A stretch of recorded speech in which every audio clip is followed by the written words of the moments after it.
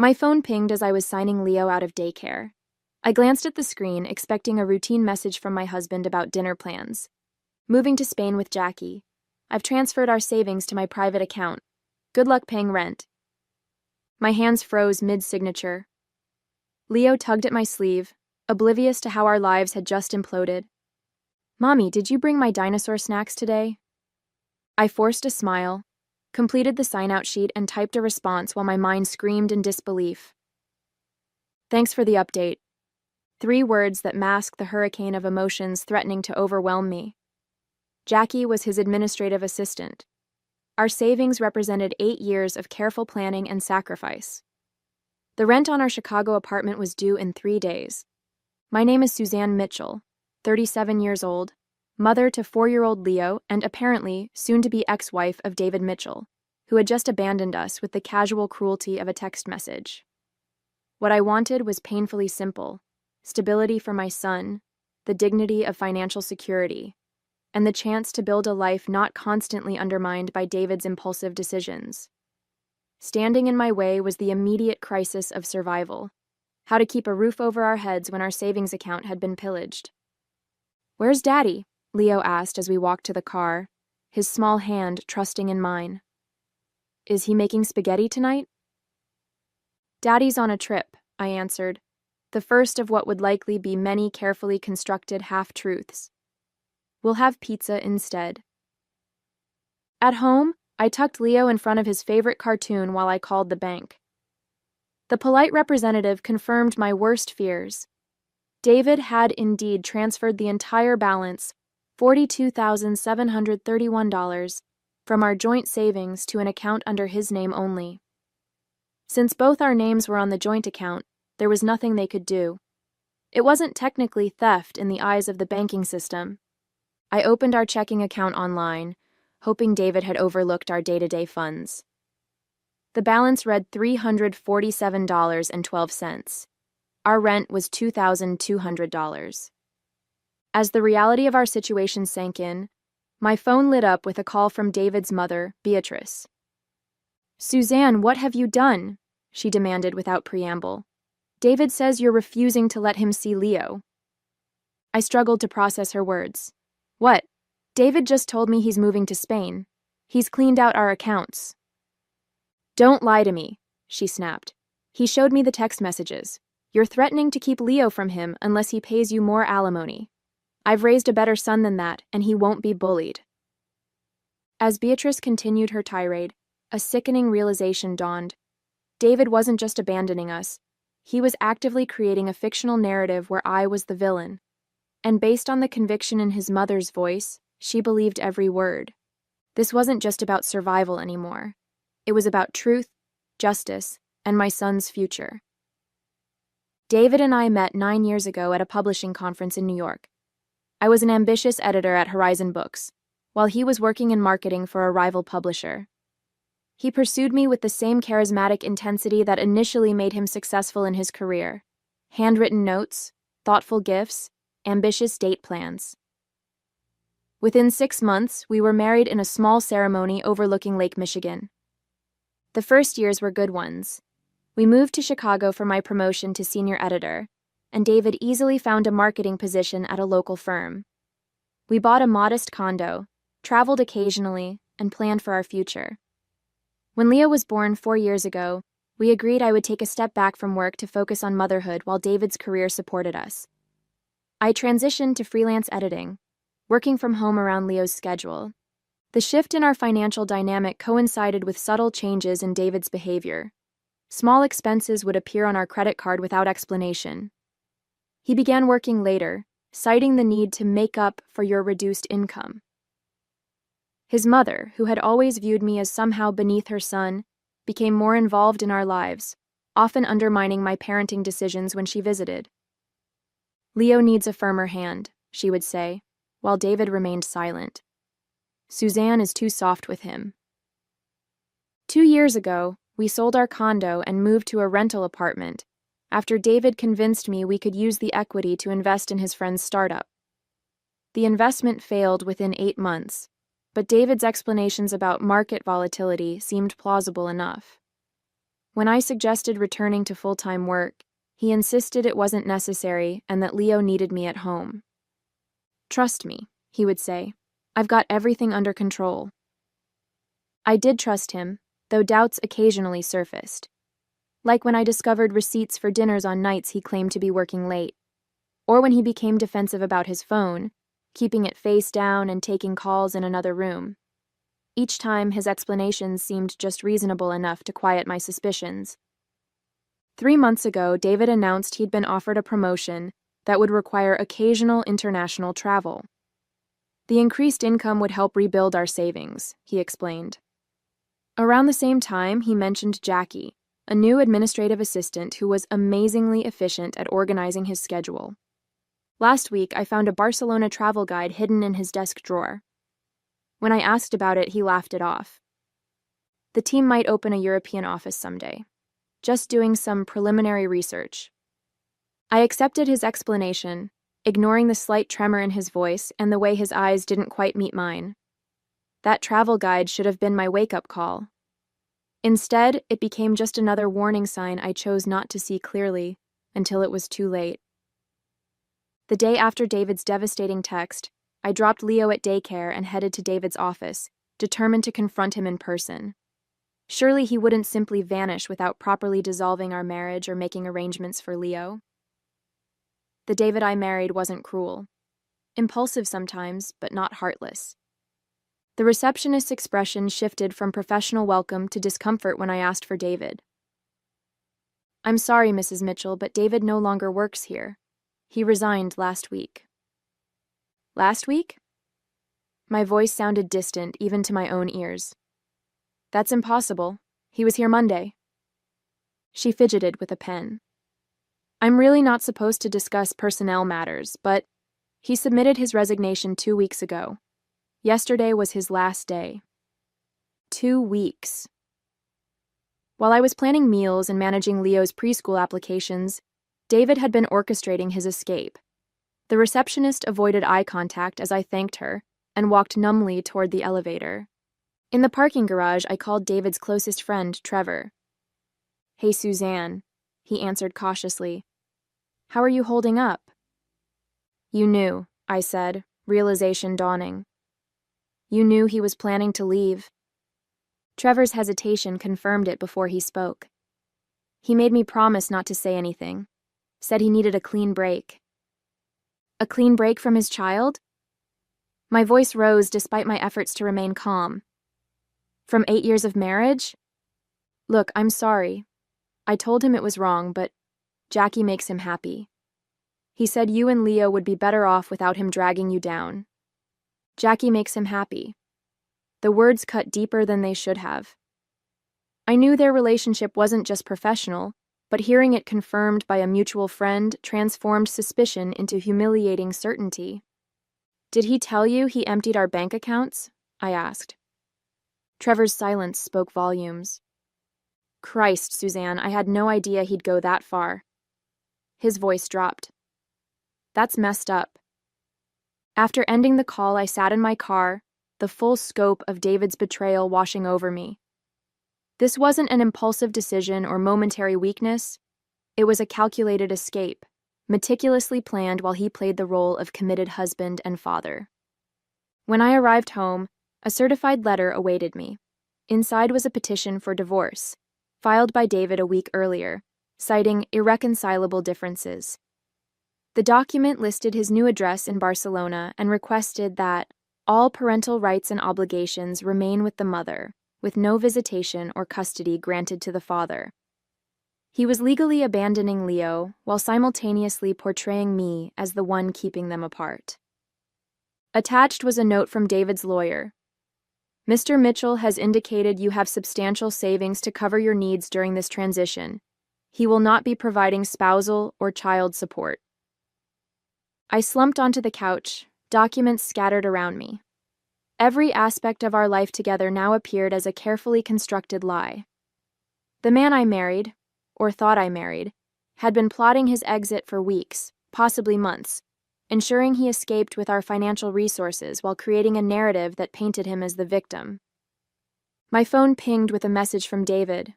landed in Barcelona. Don't try to contact me. My lawyer will handle everything. Anger began to replace shock. For Leo's sake, I needed to think clearly.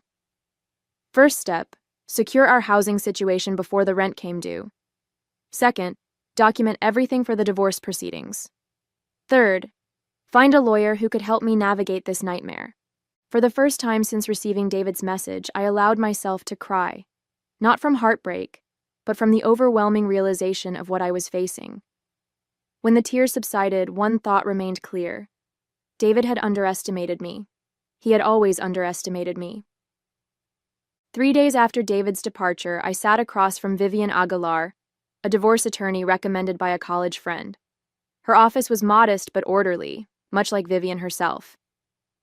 "Let me be clear," she said after reviewing my documents. "What your husband did is reprehensible, but not entirely illegal.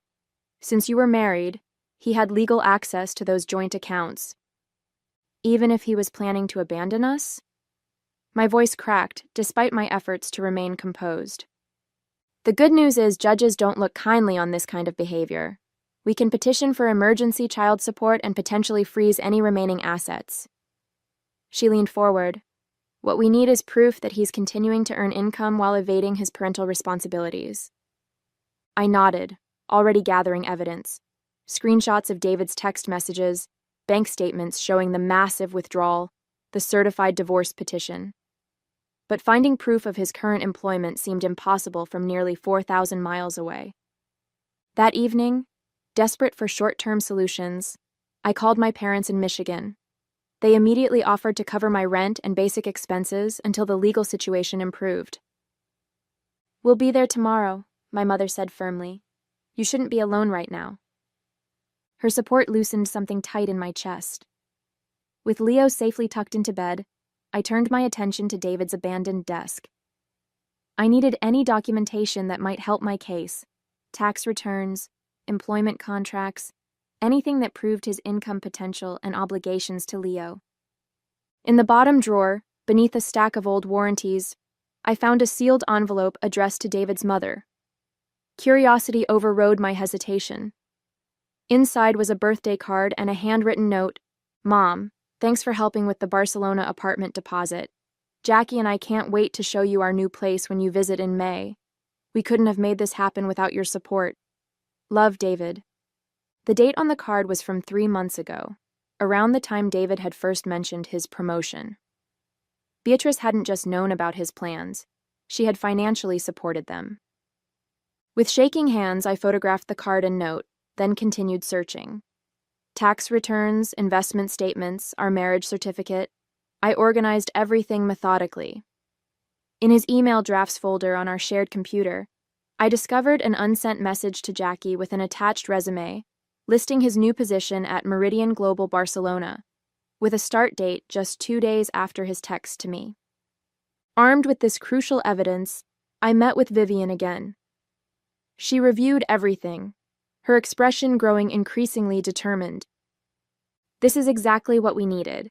We can file for emergency orders today: child support, freezing of marital assets, and potentially even an order for him to return to the jurisdiction." Hope flickered for the first time since David's text. What happens next? First, we file the emergency motions. Then, we depose Beatrice about her involvement. If David has started working in Spain while abandoning his child, we'll make sure the court understands exactly what happened. The following day, buoyed by this progress, I received a message from David's lawyer: an offer of $5,000 in full settlement of all claims. "They're testing your desperation," Vivian advised when I forwarded it to her. "Don't engage." That night, I received a direct message from David. "Take the settlement, Suzanne. You won't get more, and fighting will just drain what little I've offered. Be reasonable for once."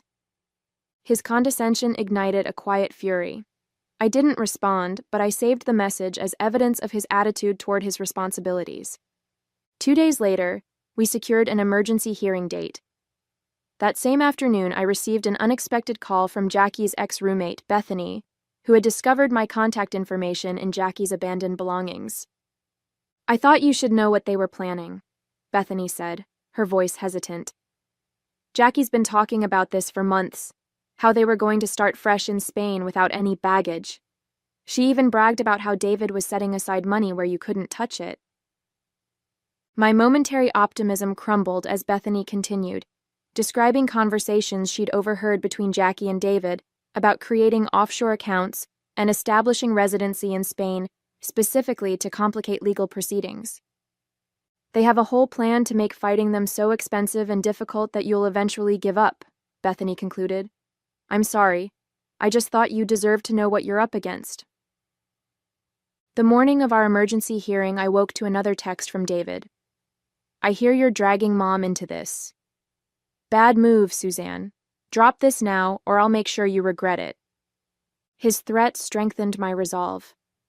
In the courthouse, Vivian and I waited outside the assigned courtroom, reviewing our presentation one final time.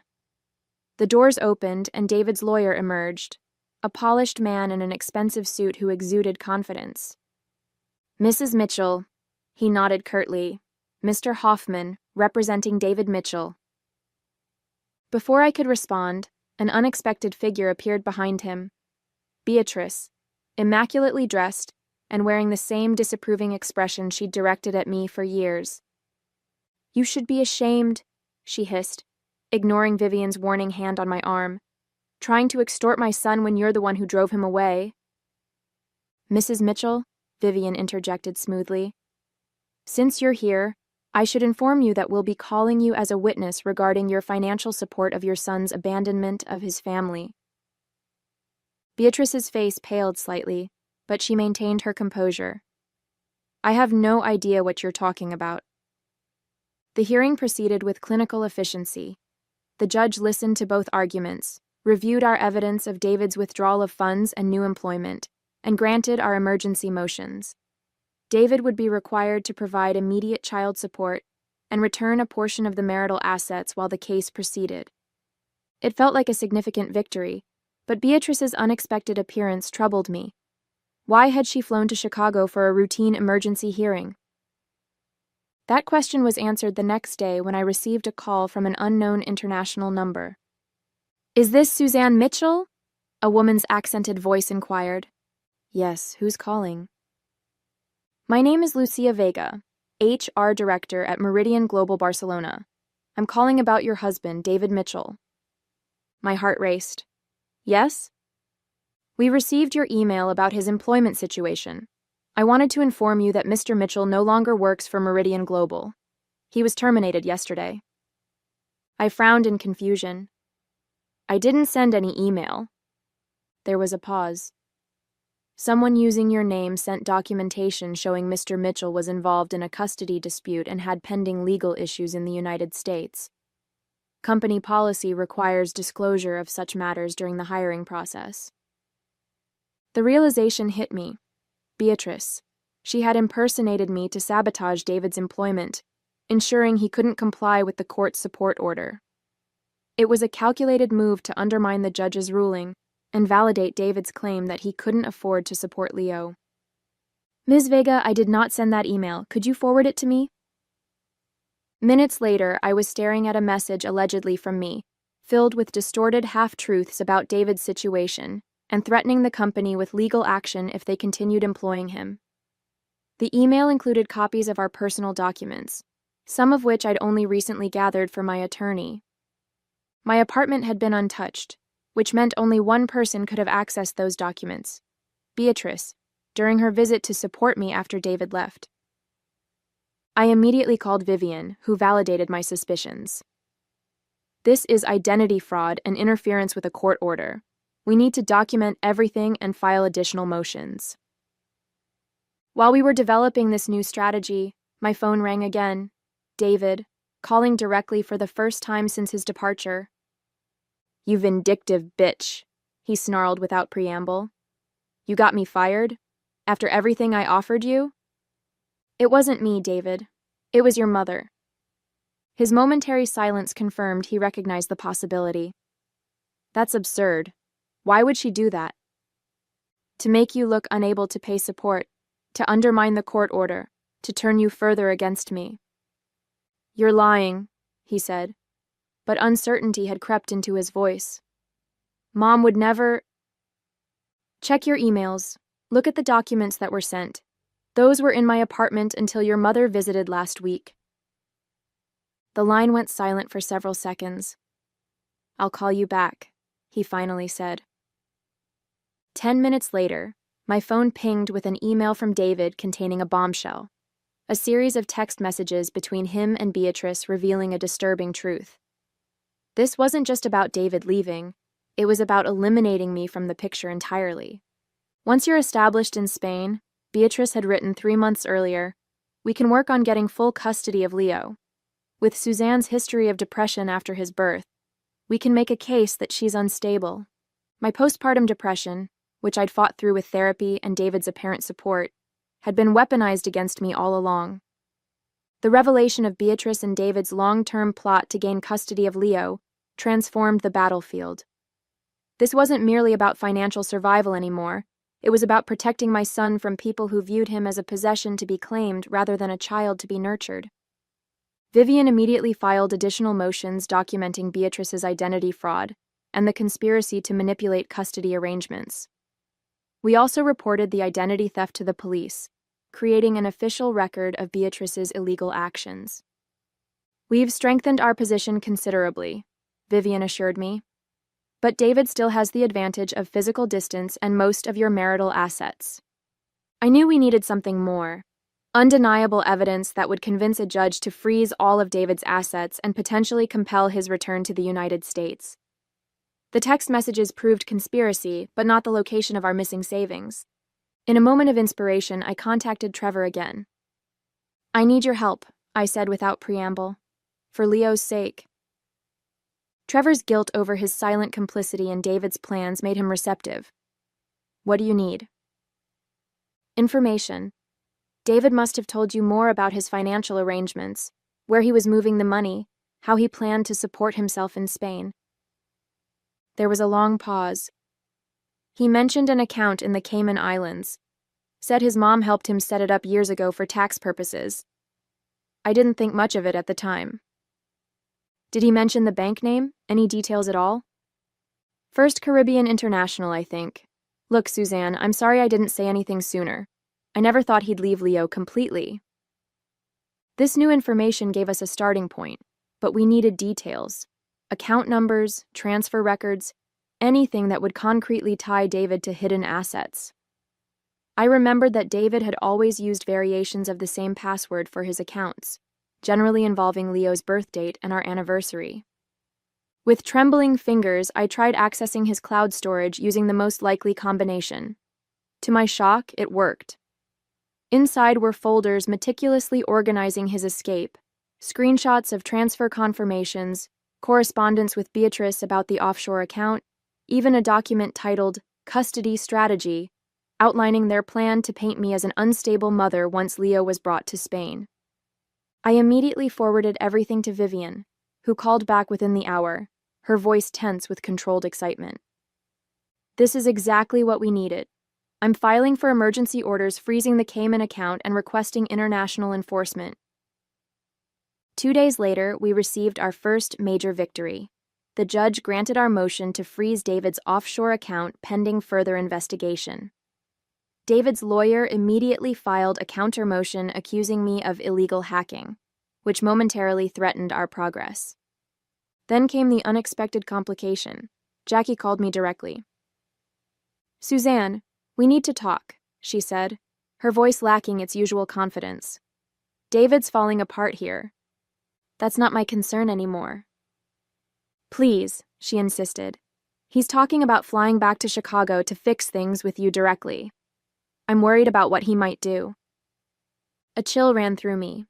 David had never been physically violent, but his current desperation made him unpredictable. "Why are you telling me this, Jackie?" "Because this isn't what I signed up for. He promised a fresh start, not a man obsessing over his ex-wife and hiding money from me too." Her words caught me off guard. "He's hiding money from you?" "He has another account I just found out about. After the judge froze the Cayman account, He told me we'd be fine because he has backup funds his mother doesn't even know about. This was potentially crucial information, but I sensed Jackie wasn't sharing out of pure altruism. "What do you want, Jackie?" "Protection," she said simply. "When David finds out I've talked to you, he'll turn on me too. I need assurance that I won't face legal consequences for my role in this. I can't promise anything without consulting my attorney." "Then figure it out quickly," she replied, "because David booked a flight to Chicago for tomorrow. And Suzanne? He seemed different when he told me. Scary different." After consulting with Vivian, we crafted a proposal: immunity for Jackie in exchange for complete documentation of all accounts and a sworn statement about David and Beatrice's conspiracy.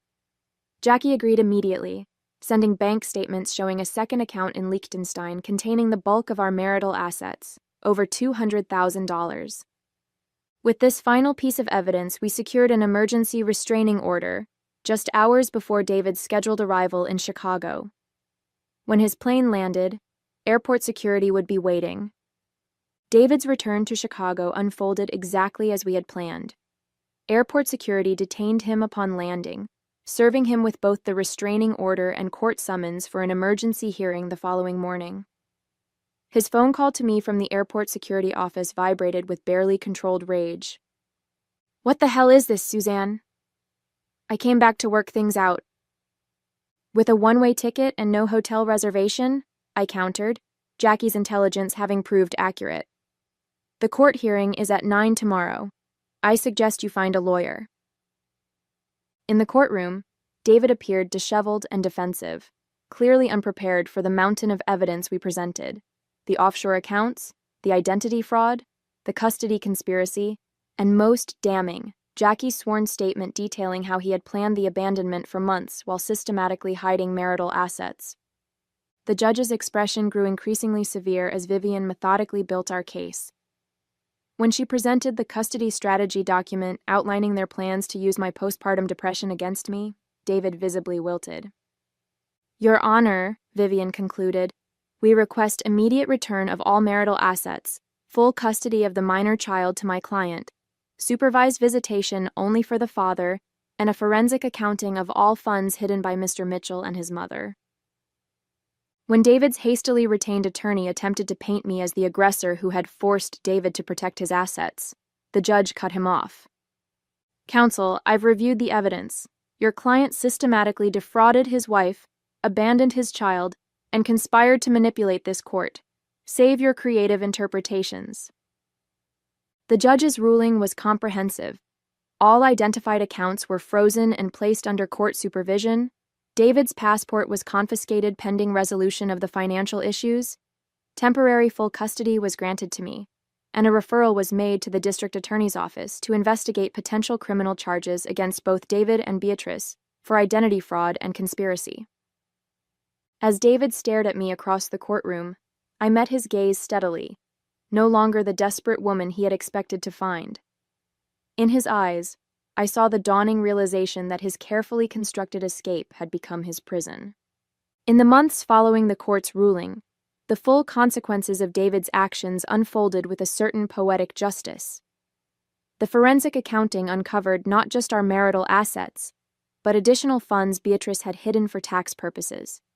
Both faced civil penalties. Beatrice was also charged with identity fraud for impersonating me to Meridian Global. David's attempts to rebuild his life in Chicago floundered. His industry reputation was tarnished by the public court records detailing his abandonment and financial dishonesty. Jackie returned to Spain alone, her immunity agreement having served its purpose for both of us. The divorce finalized with terms heavily favoring me and Leo. Full custody with David granted only supervised visitation, which he rarely exercised.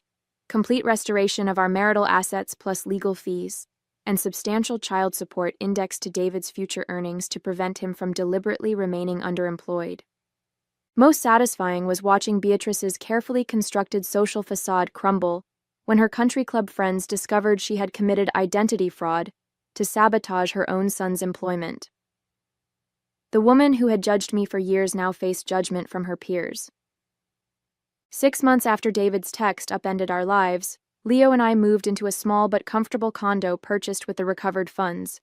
A home that was truly ours, with no shadows of betrayal lingering in its corners. "Is Daddy ever coming to visit?" Leo asked one evening as I tucked him into his new dinosaur-themed bedroom. "I don't know, sweetheart," I answered honestly, "but we're going to be okay either way." And we were. I returned to full-time editing with a publishing house that offered flexible hours for parents. Leo thrived in his new preschool. The acute pain of David's betrayal gradually transformed into something quieter, a hard-earned wisdom about resilience and self-reliance. Sometimes, life's cruelest moments become unexpected catalysts for growth. David's parting text, "Good luck paying rent," had been intended as a devastating final blow. Instead, it became the first line of a story about finding strength I never knew I possessed.